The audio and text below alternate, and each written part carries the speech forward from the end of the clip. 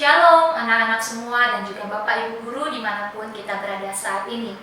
Kita akan mulai ibadah kita pada hari Senin ini. Kiranya ibadah ini boleh menjadi berkat bagi kita semua. Ibadah dibuka dalam nama Allah Bapa, Allah Putra, dan Allah Roh Kudus. Mari sejenak kita siapkan hati dan pikiran kita di dalam saat teduh.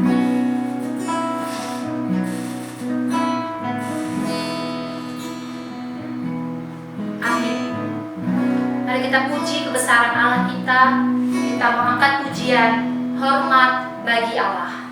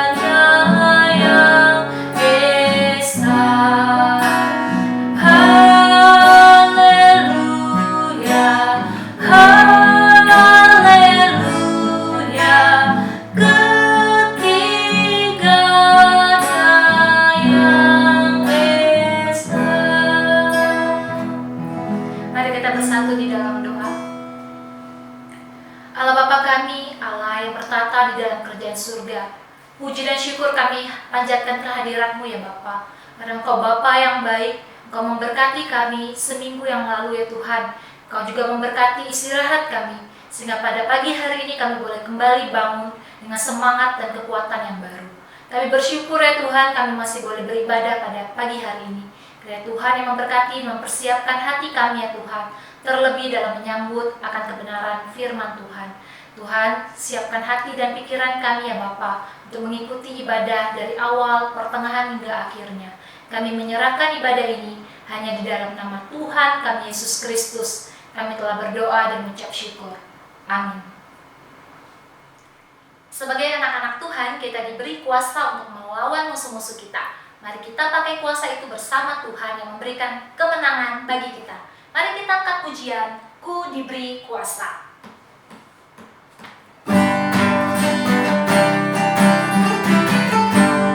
Dengan penuh sukacita kita akan pujian.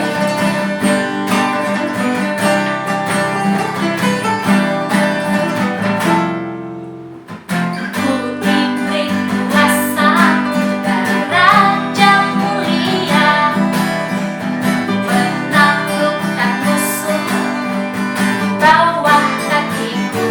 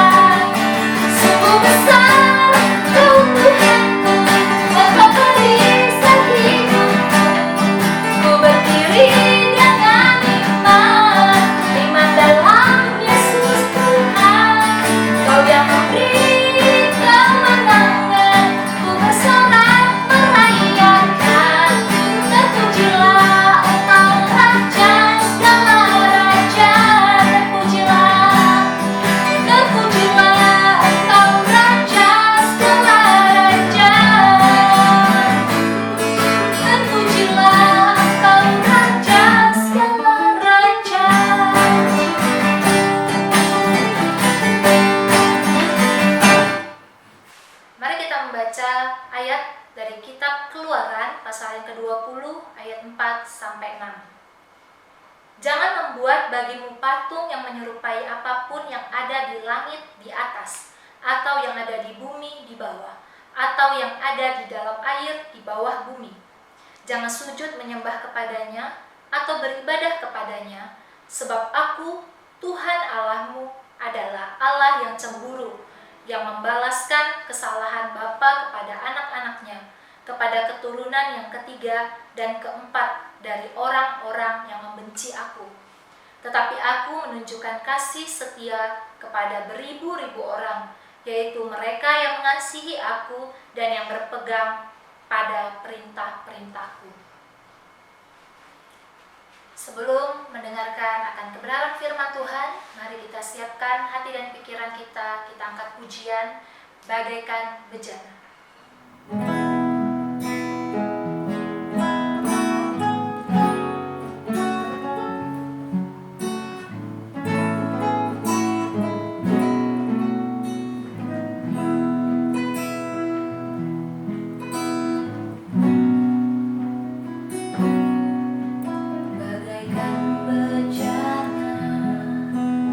Siap dibentuk, demikian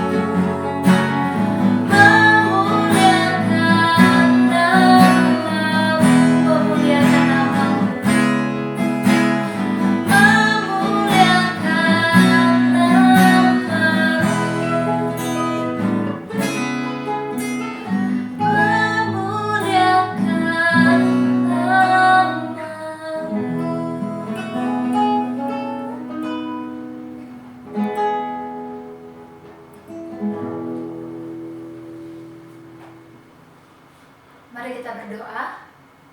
Tuhan Allah Bapa kami yang bertata di dalam kerajaan surga, sementara di kami akan mendengar akan kebenaran firman Tuhan. Kiranya Tuhan yang memberkati hamba-Mu yang akan menyampaikan, Kau berikan hikmat kejaksanaan kepadanya ya Bapa, sehingga kami boleh mengerti akan rencana Tuhan, akan maksud Tuhan dalam hidup kami. Kami menyerahkan pemberitaan firman Tuhan pada pagi hari ini ke dalam tangan-Mu. Hanya di dalam nama Tuhan kami Yesus Kristus kami telah berdoa. Amin. Shalom, adik-adik yang terkasih di dalam Tuhan. Hari ini kita akan mendengarkan firman Tuhan. Saya mengajak kita untuk membaca firman Tuhan di dalam Keluaran pasal ke-20 ayat ke-4 sampai ayat ke-6. Demikian firman Tuhan. Jangan membuat bagimu patung yang menyerupai apapun yang ada di langit di atas, atau yang ada di bawah bumi, atau yang ada di dalam air di bawah bumi. Janganlah sujud menyembah kepadanya atau beribadah kepadanya, sebab Aku Tuhan Allahmu adalah Allah yang cemburu, yang membalaskan kesalahan kepada bapa, kepada anak-anaknya, kepada keturunan yang ketiga dan keempat dari orang-orang yang membenci Aku.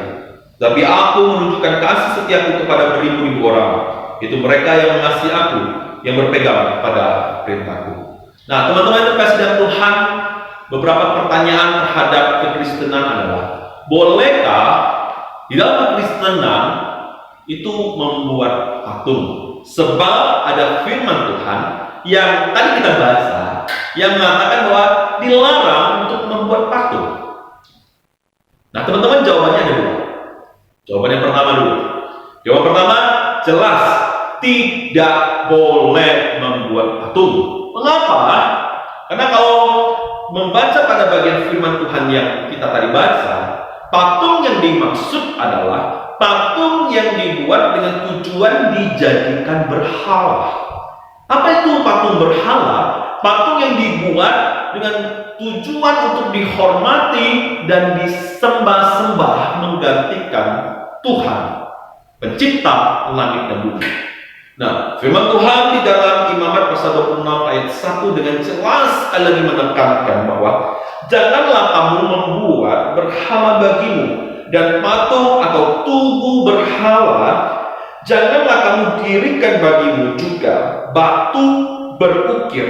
Janganlah kamu tempatkan di negerimu untuk sujud menyembah kepadanya, sebab Aku Tuhan Allah. Yang demikian jelas ada firman Tuhan yang mengatur untuk tidak boleh membuat patung berhala. Nah, jawaban kedua, bolehkah orang Kristen membuat patung? Jawabannya iya, boleh. Kenapa? Alkitab juga mengkisahkan bahwa patung itu bukanlah sesuatu hal yang tidak boleh dibuat, karena Tuhan pernah memberikan perintah kepada Musa untuk membuat patung. Yang pertama adalah patung kerub. Patung kerub yang menjadi patung yang ada di atas tutup tabut perjanjian. Nah, Keluaran pasal 25 ayat 18 dan 20, firman Tuhan kepada Musa, haruslah kau buat 2 kerub dari emas, dan seterusnya. Nah, Tuhan juga pernah memerintahkan kepada Musa untuk membuat patung ular tembaga. Di dalam Bilangan pasal 21 ayat 8 sampai 9, demikian firman Tuhan. Maka berfirmanlah Tuhan kepada Musa, buatlah ular telur dan taruhlah itu kepada sebuah tiang, maka setiap orang yang terpagut jika ia melihatnya akan tetap hidup. Jadi jelas di sini adalah kalau patung itu dibuat bukan dijadikan sebagai suatu berhala, tetapi merupakan sebuah karya seni ataupun merupakan simbol-simbol yang mempunyai makna-makna khusus, maka jelas ini adalah suatu hal yang tidak salah atau tidak melanggar akan perintah Tuhan. Nah, teman-teman terkasih di dalam Tuhan, yang tadi kita baca tentang jangan membuat patung adalah suatu hukum Tuhan yang kedua. Sedangkan pada hukum yang pertama yang kita telah pelajari, hukum yang pertama itu mengatur bahwa kita harus menyembah Tuhan yang benar. Firman Tuhan menyatakan Tuhan yang benar adalah Tuhan yang telah menyatakan dirinya kepada bangsa Israel, yang kita baca di dalam Alkitab Perjanjian Lama dan Perjanjian Baru. Tapi hukum yang kedua juga mengatur, bukan hanya menyembah kepada Tuhan yang benar saja, tapi juga harus menyembah Tuhan yang benar itu dengan cara yang benar. Sebab apa? Sebab Tuhan itu adalah roh. Barang siapa yang ingin menyembah Dia, haruslah menyembah Dia di dalam roh dan kebenaran. Oleh karena itu kita tidak boleh menyembah asal-asalan, menyembah dengan cara yang kita pikir itu benar. Rupanya itu tidak sesuai dengan apa yang diperintahkan di dalam firman Tuhan. Nah, sekarang kiranya teman-teman memahami menyembah Tuhan dengan cara yang benar. Nah, lalu ada juga muncul pertanyaan atau polemik mengenai topik ini juga adalah pertanyaan. Lalu bagaimanakah di dalam agama, khususnya kekristenan, di mana kok di dalam kekristenan ada patung-patung, ada gambar-gambar, ada simbol-simbol. Nah, apakah itu diizinkan? Sekali lagi ya, jelas kalau itu tujuannya adalah sebuah karya seni atau simbol-simbol yang mempunyai makna khusus, tentu itu adalah satu hal yang tidak masalah jika itu diletakkan, baik itu di gereja ataupun di rumah-rumah. Nah, tetapi yang harus diwaspadai dari patung, gambar-gambar atau simbol-simbol di dalam Kristen adalah sikap rasa hormat yang tidak tepat. Mengapa? Karena sikap rasa hormat terhadap patung, gambar atau simbol-simbol tersebut bisa berujung kepada penyembahan berhala. Mengapa? Saya ambil contoh. Misalnya ada orang yang melihat patung Tuhan Yesus jatuh dari meja ke lantai. Lalu cepat-cepat ia datang kepada patung Tuhan Yesus itu dan berkata, "Aduh Tuhan, maafkan aku karena telah lalai meletakkan patungmu dengan tidak tepat sehingga jatuh." Atau mungkin ada orang yang juga pernah mengatakan bahwa lihat patung sana keluar air mata darah. Patung Yesus keluar air mata darah, kenapa? Karena dia murka terhadap dosa, makanya dia sedih. Ya memang Tuhan murka terhadap dosa dan sedih. Tapi apakah Tuhan harus menunjukkan dengan cara dia mengeluarkan air mata darah di patung yang dibuat oleh tangan manusia itu? Atau misalnya juga ada orang yang mengambil salib, mengambil Alkitab, lalu dicium, lalu berkata, "Lindungi saya ya, karena malam harinya baru nonton film horor, nggak bisa tidur," lalu pakai Alkitab, taruh di samping tempat tidurnya untuk menenangkan dia, untuk menjaga dia supaya dia tidak mimpi buruk. Nah, berbahaya sekali sikap rasa hormat terhadap patung, terhadap gambar, terhadap simbol-simbol, karena bisa berujung kepada penyembahan berhala. Lalu mungkin ada yang bertanya lagi, loh, kalau begitu nggak bolehkah kita menghormati patung? Jelas tidak.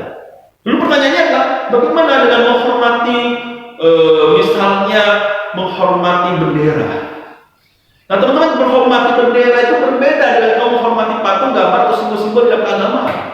Kalau kau menghormati bendera, misalnya kau bilang hormat, gerak, itu artinya apa? Kau menghargai nilai-nilai yang terkandung di dalam negara kita yang ada di dalam bendera tersebut. Merah putih merupakan simbol yang menunjukkan bagaimana perjuangan daripada bapak-bapak bangsa di dalam merebut kemerdekaan, dan juga merupakan satu hal yang menentukan keberlangsungan daripada kehidupan bangsa negara kita sampai saat ini.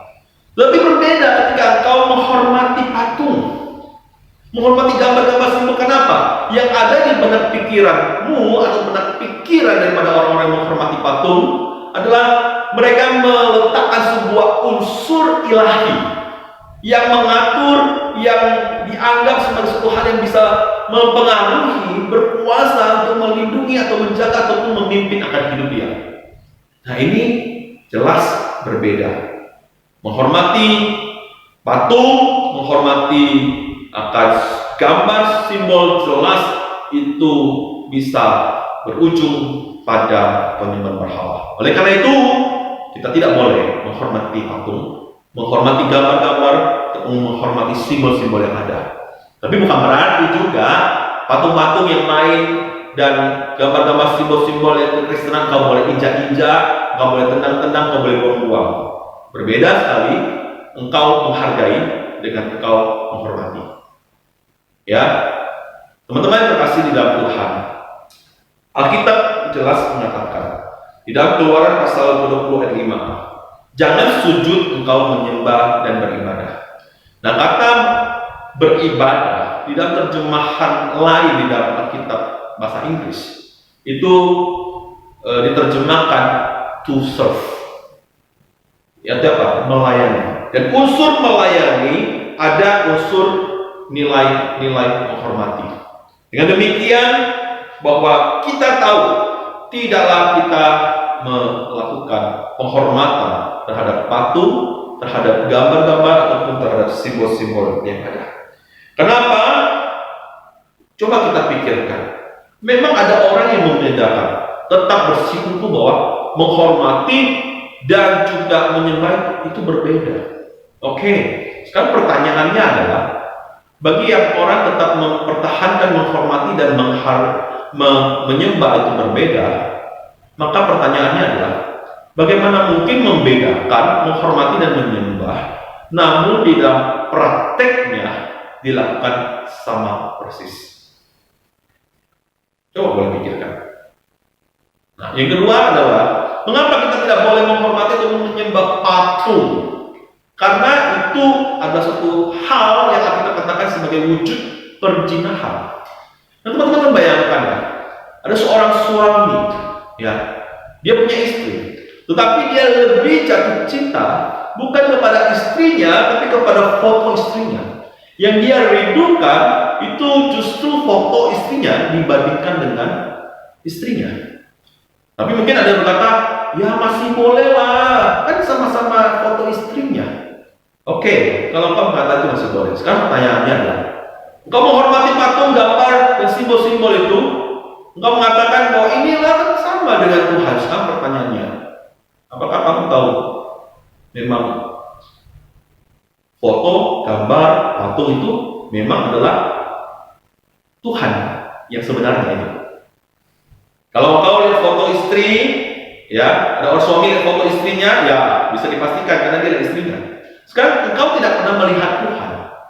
Lalu engkau menggambarkan Tuhanmu itu dengan sebuah gambar, sebuah simbol.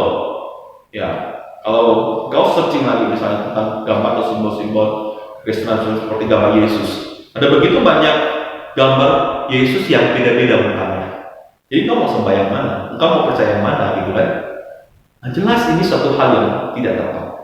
Nah, suatu perzinahan. Karena bagaimana mungkin engkau menggantikan Tuhan yang harus disembah di dalam roh dan kebenaran itu dengan engkau menyembah pada hal yang lain yang sebenarnya bukan Tuhan. Sebab Tuhan tidak tinggal di dalam patung. Tuhan tidak tinggal di dalam buatan-buatan tangan manusia. Ada sebuah kekonyolan bahwa manusia membuat segala sesuatu dengan tangannya, lalu yang dibuat dengan tangannya diletakkan menjadi suatu hal yang dia hormat dan dia sembah-sembah. Firman Tuhan di dalam Mazmur 115 ayat 4 dan 8 demikian. Berhala-berhala mereka adalah perak dan emas, buatan tangan manusia, mempunyai mulut tetapi tidak dapat berkata-kata, mempunyai mata tetapi tidak dapat melihat, mempunyai telinga tetapi tidak dapat mendengar, mempunyai hidung tetapi tidak dapat mencium, mempunyai tangan tetapi tidak dapat meraba-raba, mempunyai kaki tetapi tidak dapat berjalan, dan tidak dapat memberi suara dengan kerongkongannya. Seperti itulah jadinya orang-orang yang membuatnya dan semua orang yang percaya kepadanya. Nah, demikian kita tahu bahwa itu merupakan sebuah kekonyolan jika seorang manusia membuat patung berhala dan menggantikan Tuhan yang harus disembah di dalam roh dan kebenaran itu dengan dia menyembah dan menghormati patung, gambar atau simbol-simbol yang ada. Nah, teman-teman yang terkasih di dalam Tuhan, lalu bagaimana kita menyembah Tuhan? Memang firman Tuhan jelaskan kepada kita. Firman Tuhan, yaitu Yesus Kristus, dia telah datang ke dalam dunia. Dia telah mengambil rupa manusia. Dia tinggal bersama dengan manusia. Dan oleh karena kita bisa tahu bahwa Yesus itu pernah datang ke dalam dunia, maka kita tahu juga nilai-nilai yang terkomunikasikan secara jelas tentang siapakah Tuhan. Dan kita bisa mengetahuinya sekarang melalui apa? Melalui firman Tuhan. Dan firman Tuhan itulah yang menjadi satu pegangan, yang menjadi satu pedoman bagi kita di dalam kita menyembah Tuhan, menghormati Tuhan. Nah, teman-teman yang terkasih di dalam Tuhan Yesus Kristus, Yesus adalah Tuhan Sang Juru Selamat dunia. Ia telah mati kayu salib untuk mengorbankan dirinya bagi setiap manusia yang berdosa. Dan inilah Tuhan yang benar, Tuhan yang harus kita sembah dengan cara yang benar juga.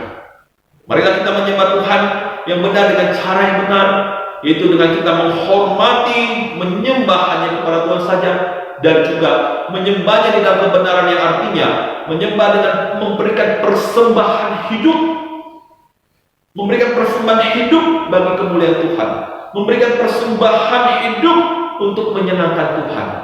Itulah penyembahan dan ibadah kita yang sejati. Demikian firman Tuhan. Tuhan Yesus berkati.